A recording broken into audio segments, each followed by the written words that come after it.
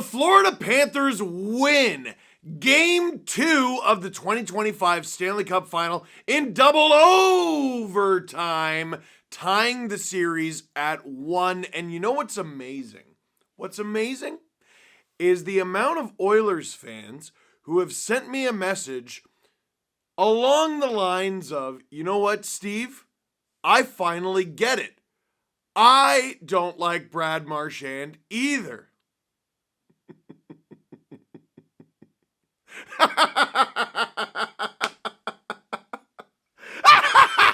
You have no idea. Oh, did he score an OT winner against you? I'm sorry. Has he had this weird on again, off again, torturing you in the playoffs habit for 12 years? I was barely a man when this all began, and now look at me, a husk. I am broken, more ghost than person. That being said, I'm sorry for your loss. Bro, this series needs to go 7. As a neutral, I think anyone watching this as a neutral is like, yes, it absolutely does. Heck, we've been spoiled already. 2 games has taken 3 games to play. But if you're a Florida Panthers fan or an Edmonton Oilers fan, I totally understand why you might think that this series might actually kill you. As I am shooting this, it is nearly 2 in the morning. This video, you won't see this video until much later in the morning, because producer Drew should not be up until like 4 a.m. editing. But it's actually kind of wild how like Game 1, Game 2 was. Oilers had the huge shot advantage in the first period. Florida runs Edmonton's show in the second. Edmonton has to fight back in the third. They do, it just takes them much longer. Oh, and the overtime winners flipped. In the first period, it was the Sam Bennett show, as it often is. Some people ask me, sarcastically, Steve, when is the game that Sam Bennett takes out Stuart Skinner? I think they were kidding when they asked. And I said, well, it's Game 2. That's still early in the series. Tonight! And gosh darn it, he tried. But first, he scored. Evander Kane, a little overzealous to start the game. Too much adrenaline, takes a penalty. And it's like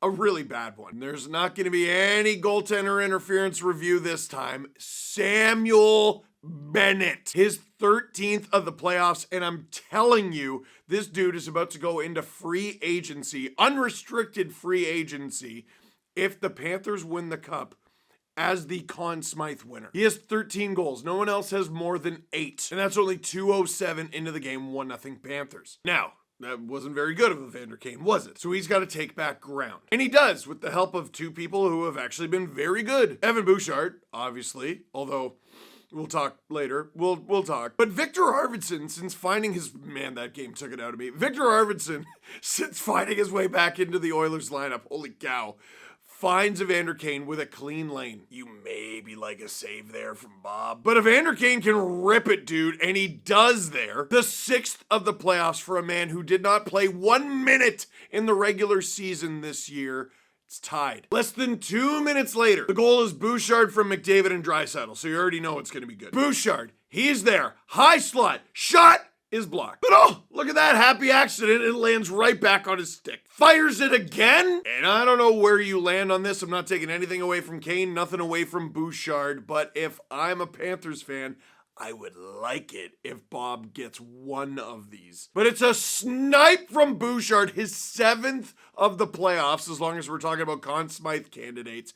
Edmonton up in Edmonton. 2 minutes later, it's still the first period, by the way. Complete breakdown of a fire drill in the Edmonton Oilers end. Eetu Luostarinen, who's so annoying. Not in a dirty way, although he did try to decapitate John Klingberg later in the game, but he's just annoying. He's involved. It goes to a disgustingly wide open Seth Jones. He's been an unreal addition for Florida. He buries it, and guess what? It's tied at 2. Now, this is where the game gets spicy. Sam Bennett intentionally tries to injure Stuart Skinner. That's what he tried to do. Stuart Skinner was hurt. Stuart Skinner luckily stayed in the game and played pretty well. But that doesn't change the fact that Sam Bennett tried to hurt Stuart Skinner. I would suggest that Sam Bennett knew he was trying to injure Stuart Skinner. And I'm also going to suggest that the Florida Panthers' plan was to try to injure Stuart Skinner. The evidence I'm going to present to you is when Sam Bennett was already in the box, Matthew Tkachuk followed him to the box because he was also given a roughing penalty for his little exchange with Trent Frederick. Tkachuk pats him on the chest like Bennett just did a great thing. Scored a goal, got an assist, laid a great hit. No, he didn't do any of those things. He put his team shorthanded, and the reason he put his team shorthanded is he tried to injure the Oilers' starting goalie. Now, there's a couple tweets floating around. From Jameson Olive, Ekholm pushes Bennett into Skinner. Skinner kicks out his right leg and trips Bennett. Penalty on Bennett. That is the most ridiculous... Wait a second. Oh, okay, he works for the Panthers. That makes sense. Man, if a team ever gave me a cup ring, I'd say whatever. I'm not even mad at him. I don't blame him. Here's what I don't like, though. Pierre LeBrun goes, for sure Ekholm pushes Bennett, but Bennett's reputation around the crease is also something that refs around the league are aware of. Should that matter or not? Not sure it's called a penalty if it's not Bennett. Certainly a good debate to be had on it. And people were not interested in the debate because he got ratioed. By the way, let's start from the beginning. For sure, Ekholm pushes Bennett. Nope. I mean, yeah, but nothing out of the ordinary by any stretch of the imagination in a battle between two players net front in white paint. Is Sam Bennett made of friggin' cardboard? Guys, it is ridiculous we have to do this every time. So listen. Here, I'm gonna let you all in on something, okay? Not all of you know this. You're gonna die one day.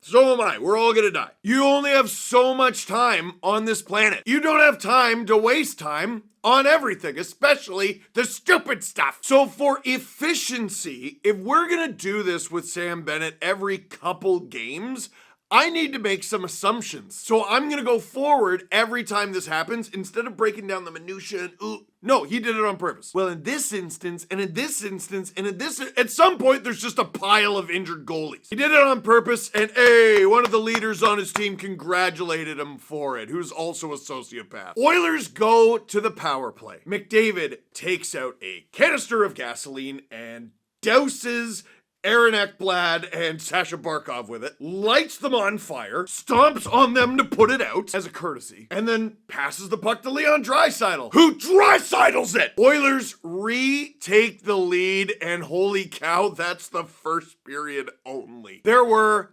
5 goals. There were 1, 2, 3, 4, 5, 6, 7, 8, 9, 10, 11 penalties. But there should have only been 10 because Sam Bennett innocent. Am I right? Am I right? High five, fellas. Am I right? Do we got any non-Panthers fans or employees who think this? Am I right? No, still no? Still no. So the Oilers take a 3-2 lead into the second. Now, here's the thing about the second period. It's a long change. The Florida Panthers proved this in Game 1. They proved it again more emphatically in Game 2. When it comes to the long change, are they just the kings of the second period in the NHL? The mistake I made in round 2 when the Leafs were playing the Panthers was, the Leafs aren't good at the long change. And I felt pretty confident in that because the Leafs also weren't very strong in that regard in the Ottawa series. So when I saw the Panthers, who are just a way better team than the Senators, no offense, it's just provable, look at them, they're in the Stanley Cup Final. When I saw them do that to the Leafs, I was like, it's the Leafs being the Leafs again. No, they do this. They absolutely ran the Oilers ragged. Oilers outshot the Panthers 14-11 in the first. That's all right. Panthers outshot the Oilers 14-9 in the second. It felt a million times worse. Probably the only reason it wasn't worse is the Oilers had 2 power plays to the Panthers 1, which bookmark that for later. The Panthers had a strategy, okay? Try to injure Stuart Skinner. Now, they tried that, and it didn't work. And they got called when it didn't work, and I don't know. That cost us a goal. How many times are we going to go to that well? You know what? Let's try to injure him later. So, in absence of trying to injure him, you still got to create traffic in front. And the Panthers did a wonderful job of that. Puck comes back to Dmitry Kulikov, a veteran of, let me just check, 40 kablillion games, and he's a guy I covered in junior, and I feel ancient. That finds its way past the guy Sam Bennett intentionally tried to injure, and it's 3-3.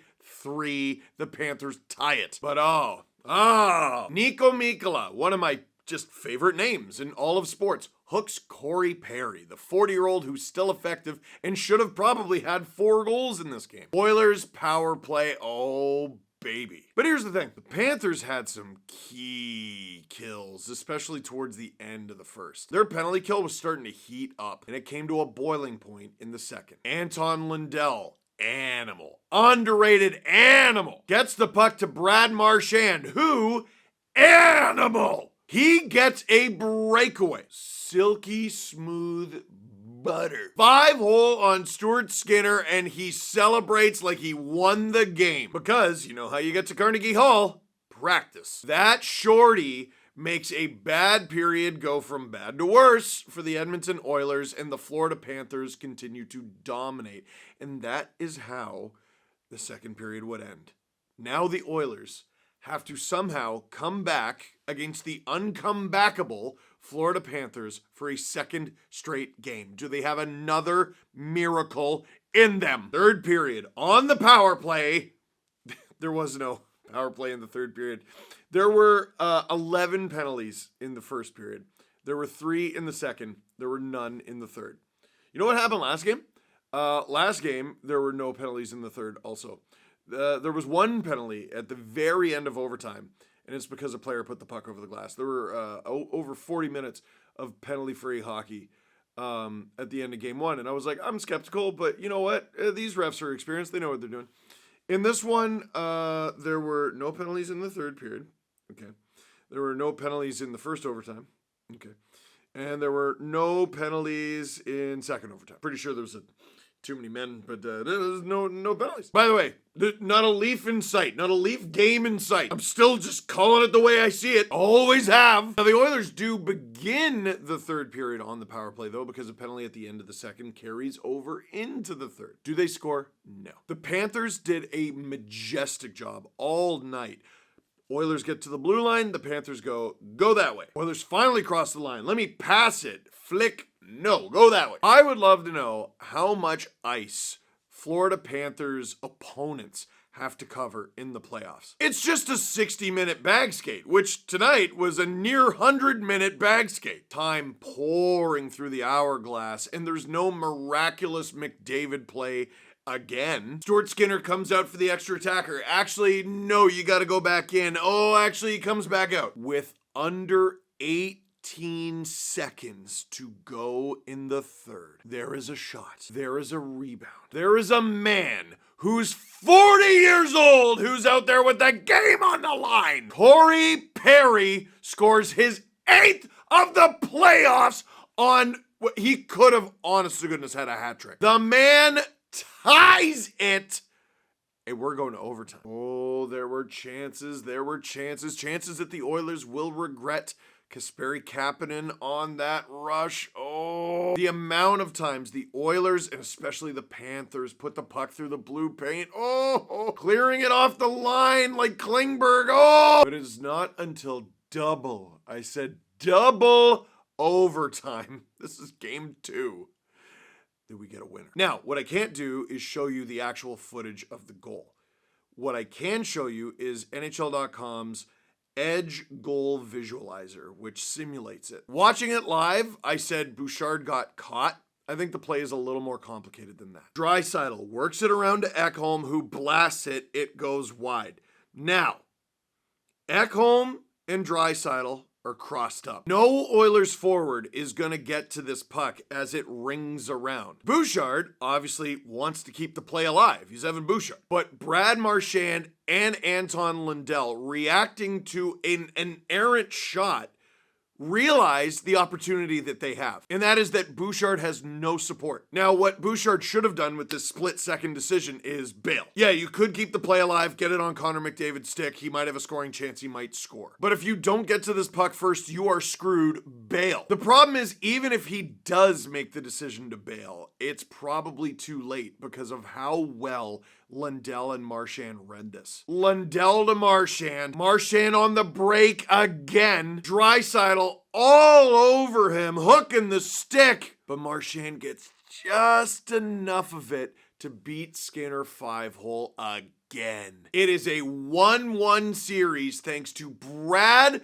Marchand, and get ready for a couple of the dumbest stats I've ever heard. Only Joe Sakic and Maurice Richard have more career playoff overtime goals than Brad Marchand now. Bro! And from Sportsnet stats, Panthers' Brad Marchand is the only player in history to score a shorthanded goal followed by an overtime goal in a Stanley Cup Final game. Do you know how many Stanley Cup Final games there have ever been? No one's ever done it once. Year of our Lord 2025 is Brad Marchand. That's the first one. He's the first guy at 37. Unbelievable. Brad Marchand's effectiveness on the Florida Panthers is why I want the Boston Bruins to not tank, but miss the playoffs by not even 1 point. I want them to miss the playoffs. I want them to tie with the second wildcard team in the East, but lose on a tiebreaker. And then I also want them to lose the draft lottery. You traded Brad in division? Screw you too! But you gotta respect what Brad has done on this run for the Panthers. The guy is getting better. The older guys in this game, Marchand with the shorty and the overtime winner. Perry at 40. He shouldn't even be out there with under 20 seconds to go. But he's got 8 goals in these playoffs. And by the way, from Mr. Graz, Corey Perry now has as many goals in the 2025 playoffs as Mitch Marner had in the entirety of his 6-year contract with the Leafs. Why do they keep catching strays? Now the series heads back to Florida. Questions? Do you understand why us Oilers fans are the way we are now? We all have several heart attacks every couple games. Second comment, I understand now why you hate Bennett so much. Yeah. As I see it though, your starting goalie's still playing. Yep, he's still playing. He's former teammates with the Leafs starting goalie though. He apologized. He said sorry for giving you a concussion. Sorry for smashing your brain against the inside of your skull so that my team can gain a competitive advantage over you in sport. He said sorry. Are Cam Neely and Don Sweeney the 2 dumbest people in hockey? I can't tell you if they're the 2 dumbest, but they are the most annoying. Florida.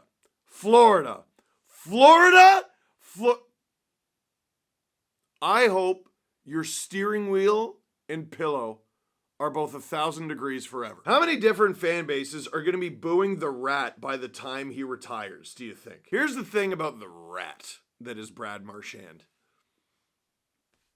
He's chippy. He's kind of dirty.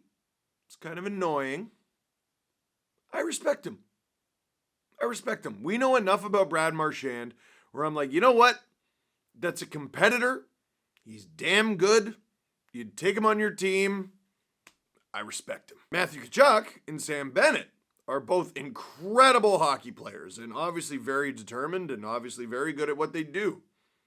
I think they're nuts. To the point where thank God the both of them play hockey. You want those guys just out in the workforce? No thanks. I don't know. I feel like Marchand could succeed and thrive and be cool in regular society. Did he do dirty stuff? For sure. But it wasn't damn near exclusively dirty stuff. When it comes to Brad Marchand, booing is a sign of respect. One that he has earned and gladly accepts. So, what'd you think of Game 2 and what do you think is going to happen in Game 3?